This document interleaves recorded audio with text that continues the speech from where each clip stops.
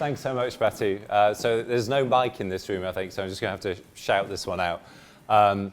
So what I want to do is talk about what happens once you've bought your first Bitcoin and Ethereum and it sits on Coinbase. Because that's where most of this audience are, according to the little survey we did. You know what it is, you're kind of interested, you've probably got some, it's parked away in Coinbase, and now it's like, well, what next? Normally the talk I give is all about the fundamentals of the blockchain, so like mining, all this sort of stuff, how did Bitcoin start? This is a brand new talk, so we're going to be proofreading this together as I go through it. And the whole point of this is to sort of make people aware of what exactly is going on right now, which I think is super interesting, super fascinating, but most people are completely unaware just how incredible the stuff that's been built on top of Ethereum actually is, and how it can really change your life today. So I decided to pick the subject, I think, which is most helpful to everyone, which is everyone here is, I think, pretty creative. You probably all got your own ideas, you've got your own businesses. Well, like it or not, the thing that powers all of that is money. And if you don't fundamentally understand it and understand how it's going to fit into what's happening with the blockchain, you're not going to be able to live the life you really want and make the business you want to do and help the people you want to help. So this is really about the fundamentals and then a scan through all the stuff that's out there right now, which I hope will whet your appetite to learn some more. A little bit about me. I'm technical, I'm a developer. I spend most of my time advising blockchain companies these days. I speak a lot like this. And really what interests me are the companies that are out there who are purpose-driven with a set of values that I resonate with. And so that's what I look for when I help people. So where we are today, we're actually quite further into this than I think most people know. We're 10 years already into Bitcoin. That staggers some people. They still think it's quite new, and it really isn't. We're even about 4 to 5 years into Ethereum, depending on whether you look at the Genesis block or the time it was actually thought. So we're pretty much like into the second season of all of this. And I think the thing that really resonates with me is that it's not going anywhere. Like, this is here to stay. Some of the reasons that is the case, I think, is because, as we know, all these open public blockchains are open to all. They don't have borders. You can't stop them. I don't know if anyone watched the debates in the US Congress about some of this stuff, but even the congressmen recognize now that you can't stop Bitcoin. It's all immutable, which is good and bad in many ways, and nobody can censor it. So this is something that is here to stay, like it or not. But the most important thing is that there's no need to trust an institution. So there's no need to trust a company like PayPal or Lloyd's TSB with your money anymore. And this is really like the big revolution, something that we've just never really been able to do before. So in my opinion, it's all here to stay. The sooner you learn about it, the better, frankly. It's not going anywhere. So today, what most people do when they buy cryptocurrencies is they buy a few of the tokens that either their mates recommend they buy, or if they're good, they look into it, they make their own assumptions, or they buy things that they believe in. So, for example, you may believe in the mission and the values behind Status. This is a Status wallet. Personally, I do, of open transparency and ability to communicate freely to all, and then you would choose to hold SNT tokens if you feel like there's some value in doing that. So it's a belief system. You can almost open someone's wallet today and see what they believe in. I find this really, really interesting, and anyone, I think what's very clear to me now is that we're sort of months now, I think. I used to say years, but I think we're now months from kids trading these tokens in school. I think it's already started, to be honest. But they're trading not only these tokens, but what's called the NFT tokens, which are the collectible items, like the one-of-a-kind basketball stickers and things like that. You're going to see lots more of that this year. So when you hold some currency, you're holding something you believe in. But the interesting thing is that that's no different to what always went on in the past. You've seen the headlines about how the pound's falling in value, that basically means less people believe in the pound and therefore the government behind it, probably due to Brexit and so on. But this has always gone on. People hold the things they believe in, and I find that really fascinating. So what now? What do we do once you've got some tokens, they're on Coinbase, or even better, they're in your own wallet? Where do we go? Well, there's a coin that came out at the end of 2017, which is the world's most boring and the world's most interesting coin simultaneously. It's boring because it's linked to $1 and it doesn't go up and it's not going to make anyone a millionaire. But it's interesting because that stability has actually unlocked a whole new range of ideas that was just not possible to build before. The coin that I'm talking about is the DAI stable coin. And this is a product of another DAO, and we'll get into DAOs in a bit, called Maker. And what Maker did, and they've been doing it for years, they've been researching a way to do a truly fully decentralized way of doing a stable coin. Now this is such a big deal because the stable coins we had in cryptocurrencies in the past were all you sort of hoping that, you know, some company really has got the money in the bank account that they say they have. And nobody really knows for sure, and maybe they show a few documents from lawyers saying it's all fine, but there was a lot of trust involved. With DAI, you can actually see how this came about by looking at the white paper and looking at the code. And it's designed in a way where it really truly is decentralized. Nobody owns and controls your money if it's held on the blockchain in DAI. So from this pairing, this stability that we're now seeing, where it's approximately $1, we've seen a whole new range of opportunities and ways for everyone here in this room to make money using the blockchain in ways that was never possible.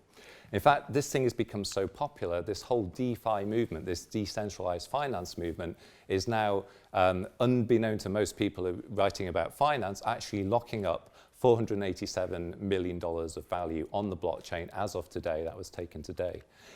This thing has become absolutely huge, and it's largely going under the radar.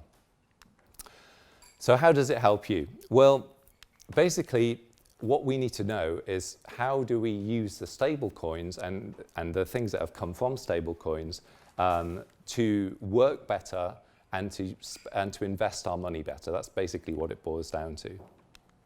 And there are two ways to get money using this. In fact, there's two ways in general.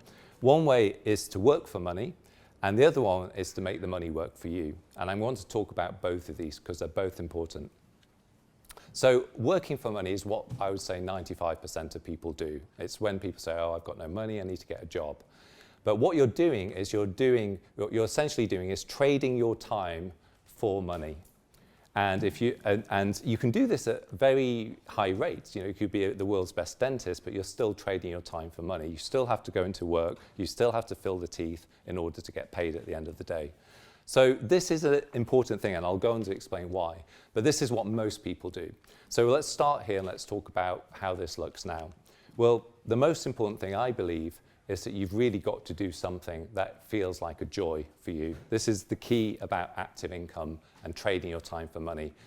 Our time is so precious, we need to really think about what is joyful for us. What can we use our talents for? The old way of doing active income, trading your time for money, was to be paid in your local currency and work with a company. You normally needed a company to do this. You would probably get paid at the end of the month. That's what most people in the room are doing at the moment. And you don't really know if you're going to get paid because you have to wait really for the money to come into your bank to know that it's there. That's how it works. And if you're a freelancer, and lots of people here will be, it's even worse. You really don't know when you're going to get paid. The new way that's now possible as of today with the blockchain is that everything's global by default. You'll be paid in global currencies such as Ethereum, Bitcoin, and DAI. You don't have to work just for a company. You can also work with a DAO, and we'll talk about those. You can be paid as often as you want, minutely, hourly, daily, as whenever you want. But the most important thing is the trustless nature of this. If you do an agreement with someone on the blockchain, that payment that is going to come to you can be held on the blockchain in a smart contract, so everyone can see that the money is actually going to come to you, providing you meet the goals of whatever you're meant to be doing. It's not going to be, oh, sorry, mate, you know, it's check got lost in the post. You're not going to see that anymore. So A simple way to get started, everyone in this room can do that today, is to go to one of the websites that offers bounties. What is a bounty? A bounty is basically, I've got an itch and I want to pay you to scratch it. That's basically what a bounty is. It's like, I've got a new company, I've got the documentation's translated in 3 languages, but I want French. Do you know French? Yes, you do. I will pay you 1 ether to translate it, or 200 DAI or something like that. This is quite good because it's borderless. Anyone from the world, anyone at any part of the world can do this. There's no permission required, and you do get paid quickly. So this is already an improvement from the sort of Elance way of doing things before. If you want to get started and do this, and it's not just programming, it's absolutely everything, especially design, a really good place to get started is bounties.network. There's all sorts of things here. There's one here where you can get paid to design a sticker. A lot of it is documentation, writing content, that sort of thing, stuff that pretty much anyone in this room can do very easily. If you're developing, you know how to code, then there's this more specific version of this run by really great people called Gitcoin. This integrates with GitHub, so if you are a developer and you want to be paid in Ethereum or DAI, then this is also a really good place to go. And these are fully up and running, operational today. There's no sort of maybe one day about this. This is real things, and there's real companies using it every day. But there's some problems with this. Problems with bounties are it takes a lot of management to actually figure this stuff out. Somebody at the company needs to figure out, you know, what are the tasks I need to do? I need to divide the work into tasks. I need to write the tasks in a very clear way so they're understandable, and I need to put a price on them. And maybe that involves some to and fro between management to work out how much the price should be. So there's quite a high degree of management overhead, and it doesn't end there because then you have to check the work that comes in, and you know, and so on and so forth. The problem, I think, that's far more fundamental is that they encourage a really short-term way of thinking about work. So you see this a lot with IT contractors. IT contractors do not work at the best companies. They work at the companies that have got problems. And the companies that have got problems, they bring the IT contractors in, they pay lots of money per day, and they try and say, look, you know, there's a whole load of legacy technology that someone installed, you know, 5 years ago. We've got a big pile of mess. You need to build some extra mess on top of that pile. And that's basically how most of like the London contracting scene works. I know this because I did it for years. So there's a real short-termism in the way that is thought about bounties and contracting. For individuals, though, it's really hard. For me as a sort of creative person, I don't like to be spoon-fed a task. I like to know what the problem is and then work out my own solution to that problem. So this is something that really sort of irks me. And the real problem, of course, is yes, you get your 200 DAI or your 2 ethers or whatever, but you don't have any long-term stake in the success of that company. Now, there's a slight twist on that. If they pay you in tokens that they own and control, such as S&T from Status, then yes, you are more aligned to the long-term success of that company. But by and large, most of these companies pay in ether or DAI. So companies really need long-term thinkers, and if you really sit down with any founder of any technology company, what they start to tell you is that they've got these big dreams, and they believe, and I think it's wrong, that the only way of fulfilling those big dreams is to hire people full-time, because what they're trying to do is share the burden of this long-term thinking with those full-time employees. That's the belief that they hold. So on bounties on one end, which is short-term, and full-time work on the other end of the spectrum, which is you know, sort of very long-term thinking. The question I ask is, what is in the middle of this? And is there sort of room for something in the middle? The problems with full-time, by the way, I mean, we kind of know what they are, but I really think not enough is said about how sort of restrictive and constraining full-time employment is. I've always really struggled with it all my life. It's why I've been a freelancer. But I think it's also really quite hard for companies too, because they take on these people, they've got to pay them, they've got to find work for them. Everybody feels like they need to show busyness. Like, you know, I just don't think it puts people in the right mindset. And luckily, I don't think it's going to be something we need to do for that much longer. So here comes DAOs. This is really the thing that I think fits in the middle of that spectrum between long-term and short-term. DAOs share a lot of the characteristics with bounties in that anyone can join. You can become a member of a DAO today if you want. You can propose tasks and you can complete tasks. But what they do instead is they give a sense of ownership of the work that's actually going on. So you feel like you're part of something and that the work you're doing is not only just being rewarded today, but you actually own a stake in something that you care about for tomorrow. The pros of them, it's the same list, open to all, anyone can join, they're borderless, they're unstoppable, immutable, and they can't be censored. The simplest form of a DAO is a multi-sig wallet. If anyone knows about Bitcoin, you know that you have a private and public key. Well, you also have something called a multi-sig. And let's just say you've got a team of 3 people in your company and you're controlling funds of £100,000. What you can do is you can say that in order to spend more than £10,000, I need 2 of the 3 people to turn their key at the same time and unlock that transaction. That's been going on for years already in Bitcoin and Ethereum. But what we're seeing now is that DAOs in many ways, they take this concept and they add some extra layers on top of it. The real thing that DAOs are trying to do is handle this issue of leadership and in particular conflicts. Like if you're sitting on a big pile of money, then everybody's going to have different ideas about how to spend it, especially if it's on their mate. So then how do you actually coordinate this? Then this is the challenge that is underway by, I would say, probably 3 big teams right now at the moment. We're going to talk about them. A lot of the way that the teams solve the problem is the very sort of westernized democratic idea of voting. And this is the obvious thing that everybody turns to. Let's just say, there's 2 proposals. They both require £10,000. Which one gets approved, which one gets rejected? Let's put it to a vote. It's a very simple, easy way of doing it. But the problem with the voting is that there's a huge amount of overhead. People have to be present for the voting. There's possibly being swayed by what your friends are doing. And then there's also problems with whales. Whales are people, crypto whales, who own a huge amount of tokens, and they can come in, and if the vote is weighted by how many tokens you hold, and most of them work this way, then they get, even 100 people could reject an idea, and one person with a lot of tokens can come in and totally sway it the other way. We see this time and time again. The real problem with voting, though, and I think it's a much deeper problem, is that voting, I've seen personally, is something that teams do when they don't really have a vision. A lot of times they come to voting and they say, well, we don't really know what feature to implement or what to spend our money on, so we're going to put it to a vote.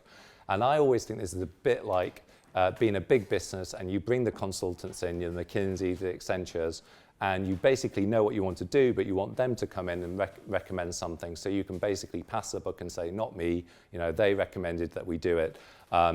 And in both cases, it shows a lack of leadership, lack of vision. So I'm really dead against the idea of voting for what feature should we develop next, or how should we expand, what country should we expand into.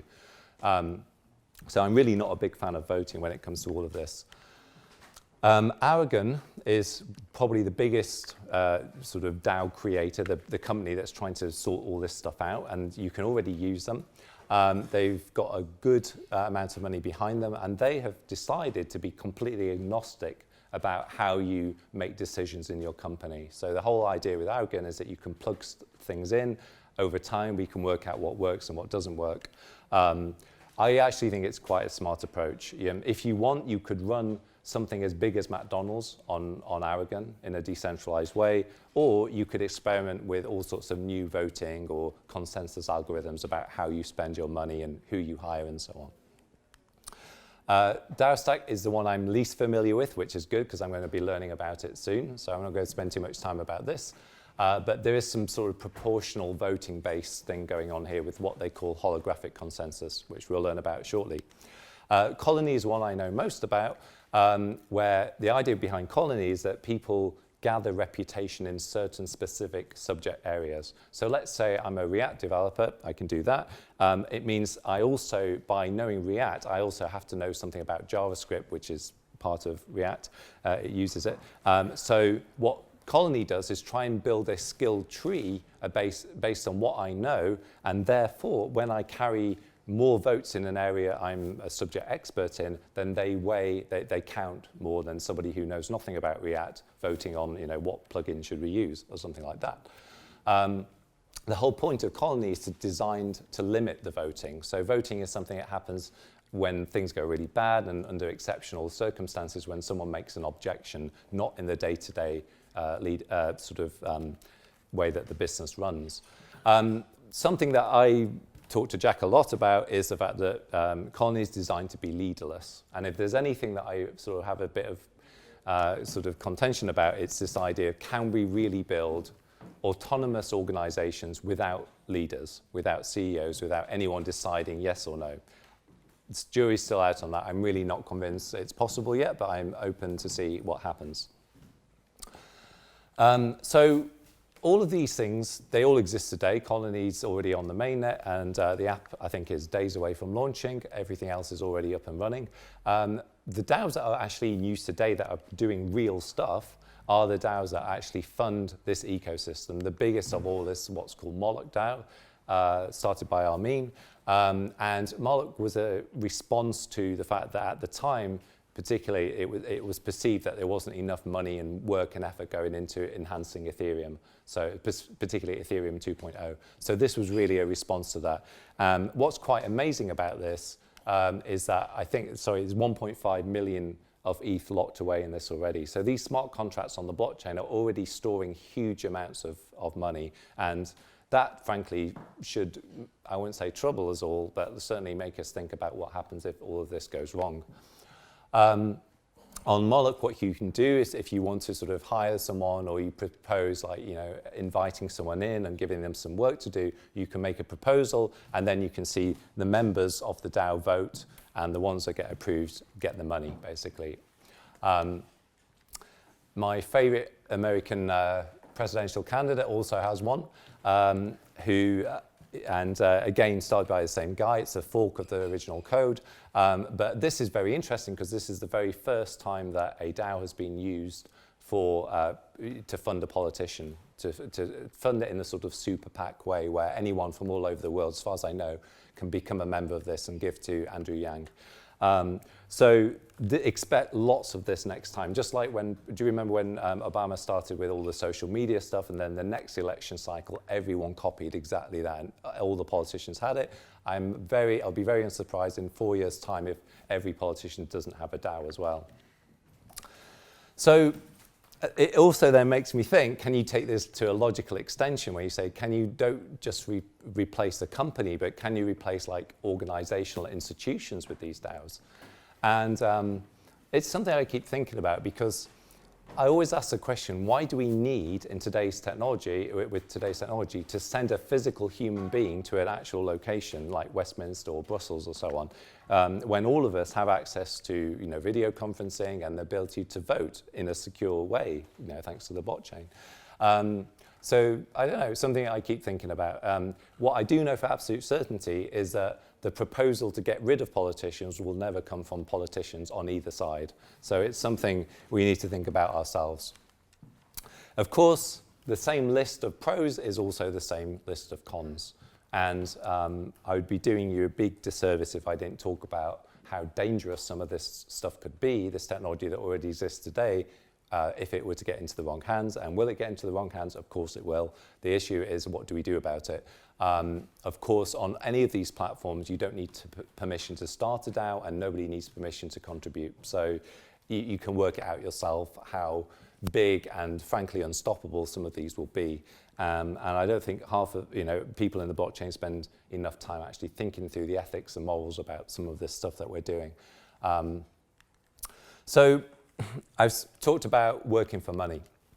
But let's just say now you've actually got a little bit of money yourself, and you want to do number 2, which I advise everyone to do, which is to think about taking that pot of, let's say, £10,000 and using some of these tools to grow it. So how do you do that? Well, what this is essentially passive income. Passive income is when the money is working for you. You don't have to go out and work it every day. you'll never ever learn about this at school, because school is there to make people who work as obedient slaves in corporations. And really what you want to do is you want to actually own something, so that you are not continually having to be forced on the hamster wheel every single day. So this, I think, it's never been easier to do this, and frankly the returns are ridiculous at the moment. So the key to all of this is to learn about compound interest. We all know it, we think about it enough, and too many of us are at the wrong side of this. If you're on the wrong side of that, that means you've got credit cards, student loans and so on, and you're paying interest. And it's just something we've all got into the habit of doing without really realizing just how much it eats away at everything that we're doing.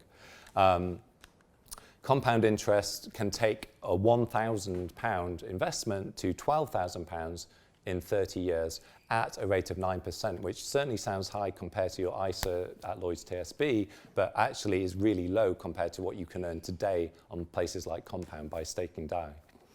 So lending is being revolutionized by the blockchain already today. It's decentralized, it's open and transparent. Nobody needs permission to do any of this. You can go home right now and start doing without any KYC, any passport, any of that.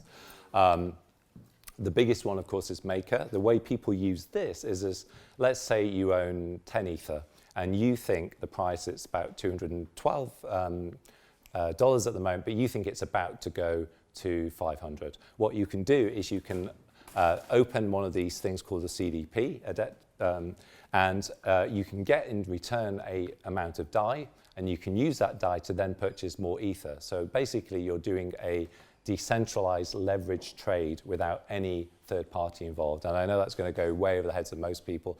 All I'll say is go and try it yourself. You can try it with as little as £5 and learn the principles of what's going on here. Again, you can do it with £5 or less. You can go to something like Compound Finance and take the Ether that you've currently got sat on Coinbase doing nothing and earn some more by lending it out to other people. Again, look into it. Don't just take my word for it. Read about the pros and cons. Read about what would happen if the price of Ether were to fall to, like, say, $50. But it's really worth knowing how this stuff works and that it's an option available to you. Staking is something that really I started getting interested in early on, because I started seeing that this is a whole new way of paying for things, such as this event today. And I had this slide in my, my deck anyway, and then I came in and I saw Makoto, who's over there. But this was the first time in my head I really understood the power of staking. So what this does, and Makoto's just here, who actually built this whole thing, is it allows people to organize an event such as this one and not pay for it, but instead of paying for it, they stake an amount of Ether. So let's say you stake 0.1 Ether, that's 20 quid or so. And if you show up, then you get your Ether back. If you don't show up, it goes into a pool automatically and it's split between everyone else who did show up. So what happens 9 times out of 10, I'm sure Makoto realizes, is that if you attend an event, you get paid to attend it, because there's always someone who drops out. There's always someone who just can't make it for whatever reason. So this was really big last time at the, in Prague last year during Ethereum DevCon. And I think it's going to be even bigger this year in Osaka. And really, it's just becoming the go-to way of organizing an event. You don't have to pay for it, but if you don't show up, you lose your deposit, basically. So I really think this is key. Anyone can start an event on this today. Again, no permission required. You don't have to, go through any lengthy sign-up. You just start one yourself. Someone has taken this kind of idea and done some flips on it. So this is a no-loss lottery, a lottery that allows you to enter and buy a ticket without losing your money. So how do you do that? Well, basically, because the rates on lending are so high at the moment, and they're not always going to be, but right now you can get some good rates by lending your DAI out to someone else, then essentially that interest goes into a pot. It's currently standing at $243, not a huge amount, to be honest. But anyone who wins then gets that pot, minus some fees, of course, that they take. But again, it's a good example of a new way of thinking about buying things, and this idea of staking, I think, is going to become more and more popular. The reason, by the way, this is popular is because you can see the amount that you've staked on the blockchain. So you know that the code itself governs it. It's not, there's no chance of the company going away and taking the whole thing and running away. Ethereum DevCon, and I think it's going to be even bigger this year in Osaka. And really, it's just becoming the go-to way of organising an event. You don't have to pay for it. If you don't show up, you lose your deposit, basically. So I really think this is key. Anyone can start an event on this today. Again, no permission required. You don't have to go through any lengthy sign-up. You just start on yourself. Someone has taken this kind of idea and done some flips on it. So this is a no-loss lottery. A lottery that allows you to enter and buy a ticket without losing your money. So how do you do that? Well, basically, because the rates on lending are so high at the moment, and they're not always going to be, but right now you can get some good rates by lending your DAI out to someone else, then essentially that interest goes into a pot. It's currently standing at $243, not a huge amount to be honest. But anyone who wins then gets that pot minus some treatment. But again, it's a good example of a new way of thinking about buying things, and this idea of staking, I think, is going to become more and more popular. The reason, by the way, this is popular is because you can see the amount that you staked on the blockchain, so you know that the code itself governs it. It's not, there's no chance of the company going away and taking the whole thing and running away. This is why the whole thing is possible. This is very new. This is an idea of taking this to the next extreme, which says instead of paying for things like Dropbox, what you could do instead is stake 0.1 ETH, which is still yours and you can get it back any time. But the interest that you would get from staking it then goes to pay the app developer. So it takes it to the next sort of level. So this is all down to staking, and one of the things you'll have heard is that Ethereum is moving from proof of work to proof of stake, which is very true whenever it happens. A lot of the new better blockchains are ones that are trying to get away from the very resource-heavy environmental disaster, which is proof of work mining, and to something better. And all the good ones basically are either running already on proof of stake or about to do so. With Ethereum 2, you need 32 Ether to actually be a part of this network, but there are going to be so many ways of doing it through other intermediaries, even if you don't have that. Let's say you have some money today in the bank and you want to be part of all this. You can go to this website, Staking Rewards, where you can start donating some of your atoms, your Cosmos atoms or something like that, to one of the validators that are already running and starting to earn compound interest on what you're doing. So this is the compound interest idea applied to the digital blockchain age, and it's never been easier, frankly. It's something to really get your heads around. Okay, I've talked about DAI and I've talked about Maker. The very, very best way of learning about these is through Coinbase/Earn, which has done a brand new video explaining all of it. In fact, they even make you set up a CDP with like a few pence or something that they give you themselves. It doesn't even cost any money. Honestly, I can't recommend it enough. Do this and it will really click in your head how powerful this stuff is. Okay, it goes without saying, all of this is new, super risky.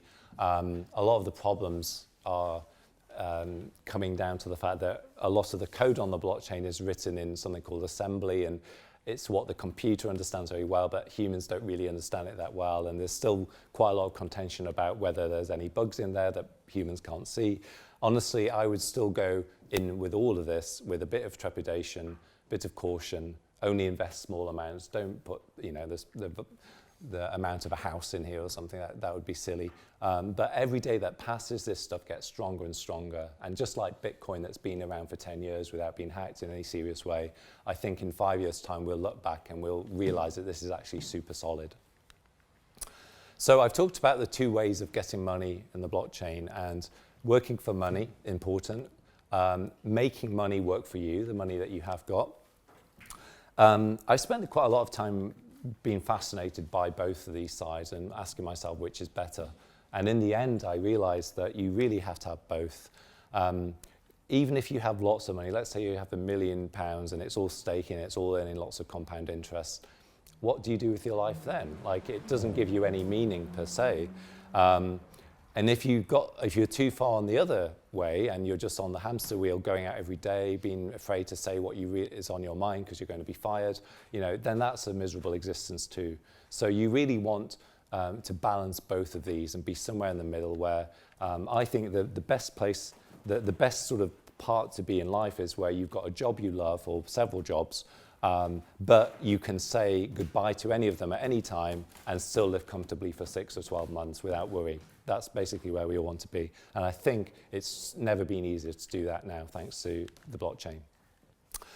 All of this stuff has to be go through the filter, though, of does it improve the human experience? And I think we talk a lot about less trust in institutions. And we do that all the blockchain conferences.